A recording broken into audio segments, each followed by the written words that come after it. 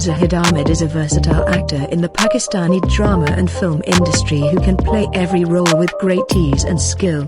When it comes to his personality, he has a very simple personality. He likes acting a lot since his childhood, but he doesn't like going to showbiz parties at all. If we talk about the age of actor Zahid Ahmed at that time, then he is 36 years old. And he has acted in more than 50 successful Pakistani dramas, and his dramas have won many awards. And his drama serial Ishq Se Naseeb, which was aired on Hum TV years ago, became very popular among the people. As well as being a successful actor, Zahid Ahmed is also a model that we often see in modeling photo shoots with well-known marketing brands. And that's why the number of followers on his Instagram account has exceeded 1 million. And they stay connected with their fans through their account.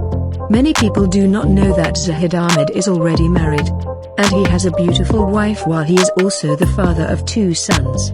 Here we will tell you one thing: his wife is not related to showbiz.